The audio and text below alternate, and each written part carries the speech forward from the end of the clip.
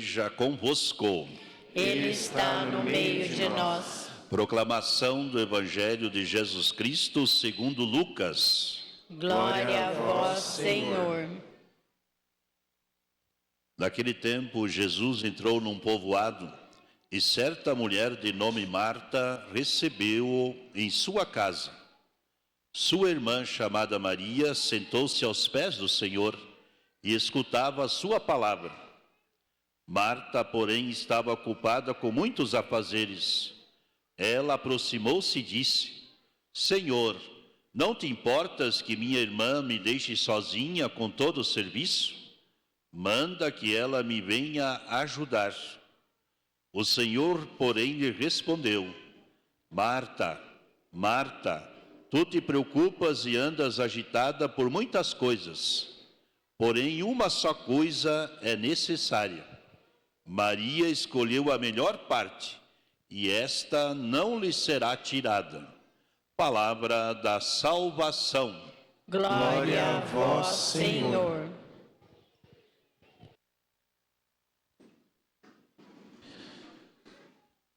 Queridos irmãos e irmãs, o tema da liturgia da palavra é acolhida, acolhimento.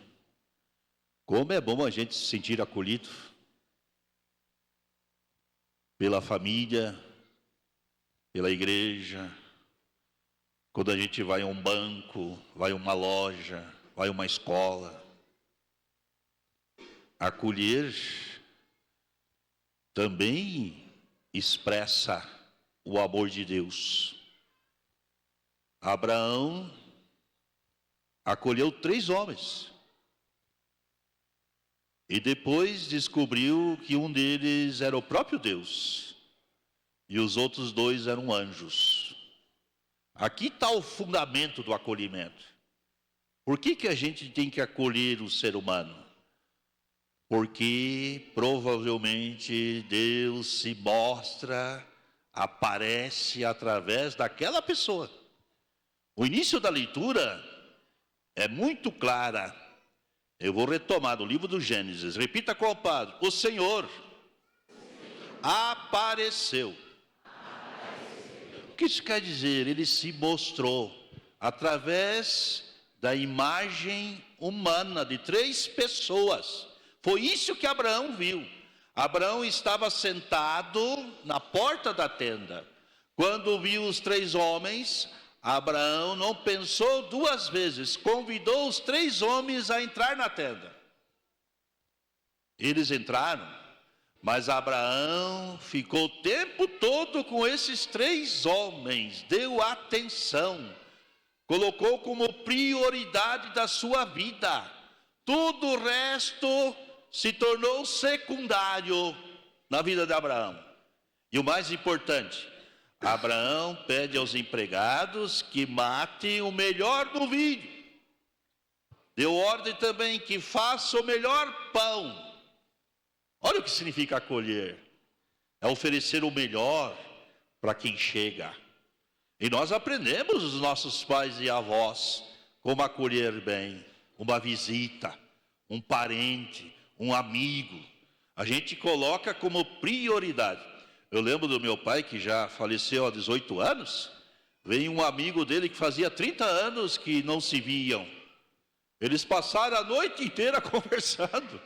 Eu era pequeno.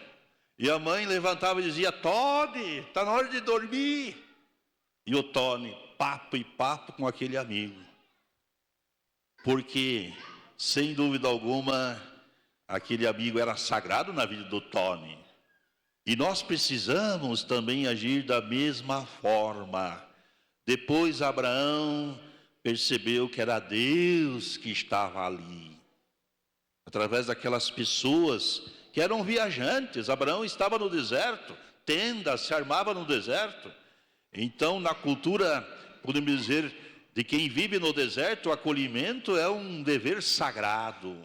Mas no mundo urbano, como Cascavel, como é importante acolher bem quem vem de fora, os migrantes, quem vem morar, quem sabe, no teu prédio, quem é o teu vizinho. Imagine você poder dizer, ou fazer uma primeira visita, bem-vindo, vizinho, vizinha. Quem sabe você é um instrumento de Deus na minha vida, na nossa vida. E o final da leitura, Abraão foi recompensado por ter acolhido daquela maneira. Aí veio o anúncio de Deus que Abraão teria um filho, já com 99 anos, teria um filho, a mulher estéril. E a promessa foi feita a Abraão que esse filho viria logo, já na segunda visita que ele iria receber, Sara estaria grávida. Olha a importância do acolhimento, dar hospitalidade, dar comida para quem passa fome, não rejeitar, quem sabe, aquele que para nós parece ser um desconhecido.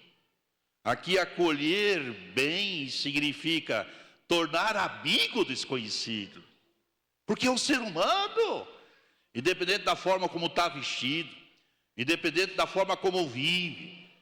E é muito importante a gente observar aquilo que a Escritura nos lembra, que Deus pode se mostrar através daquele ou daquela que aparece no nosso caminho. No Evangelho de hoje, nós observamos a atitude bonita de Maria. De tantas coisas que tinha para fazer, Maria dá prioridade à visita, que é Jesus. Jesus era amigo dos 3 irmãos, Lázaro, Marta e Maria. Marta, diz o evangelista, é a primeira que recebe Jesus na casa. Podemos dizer que Marta abre a porta da casa, mas não abriu a porta do coração. Quem abriu a porta do coração? Foi Maria.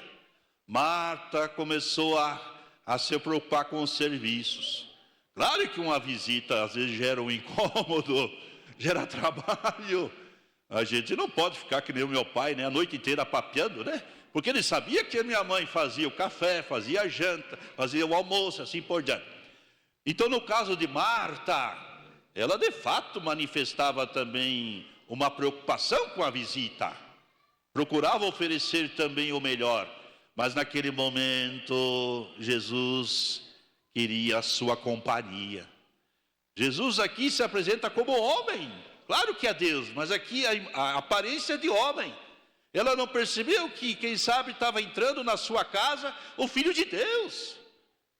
Como aqueles 3 homens, que apareceram a Abraão. Um deles era o próprio Deus.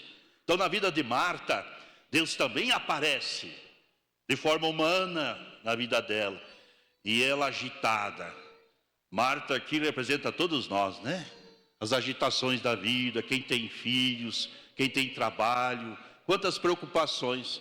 E às vezes a gente esquece de fazer o necessário. O necessário aqui que a Bíblia nos lembra, através da atitude de Maria. Qual é o necessário?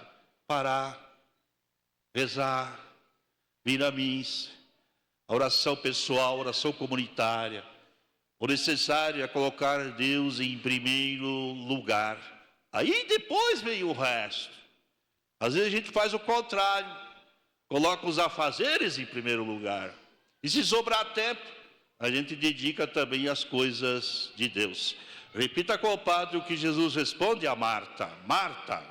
Marta. Marta. Marta. Tu te preocupas. Tu te preocupas. E andas agitadas. E andas agitada. Por muitas coisas. Por muitas coisas. Preocupações, exageradas.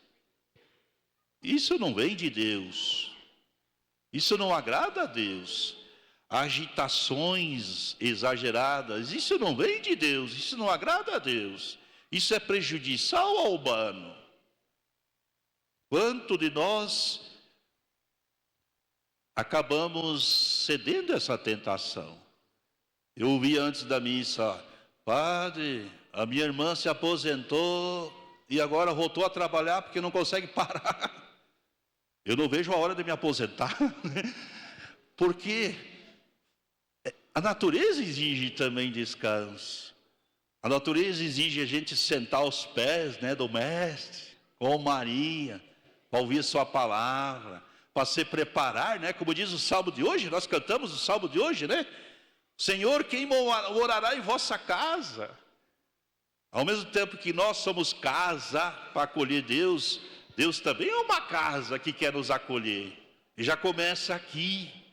Se a gente puder dedicar de fato, imagine uma aposentadoria para servir, para se doar. Eu ouço testemunho bonito de pessoas que dizem: padre, quando eu me aposentar eu quero me dedicar às coisas de Deus totalmente. E depois se aposenta, se dedicam às coisas de Deus. Porque durante os afazeres e agitações não foi possível. Tiveram a graça de ter ainda vida para poder se dedicar àquilo que é necessário verdadeiramente. Então tudo aqui, queridos irmãos e irmãs, é uma questão de opção de vida. Como nós queremos viver? Se nós queremos viver preocupados o tempo todo e agitados o tempo todo, é só não escolher a melhor parte. É só deixar as coisas de Deus de lado, em segundo plano. Isso não nos traz paz. Isso nos traz agitação, preocupação, medo e insegurança. E agora vem a coisa mais importante que Jesus lembra. Repita com o padre. Maria escolheu a melhor parte. A melhor parte. E esta não lhe será tirada. Não lhe será tirada. Maria que é um exemplo de discípula. Discípulo é aquele que se coloca aos pés para ouvir. Como é importante a oração vir antes do trabalho. Claro que o trabalho é importante. Claro que os afazeres são importantes. Mas a gente reza para ter energia, sabedoria, força para trabalhar. Lembra de São Bento? Que foi o grande monge que criou, juntamente com Antão, os mosteiros cristãos. Isso no século III, IV. Ele conjugou bonito essas duas ações. Ora et labora.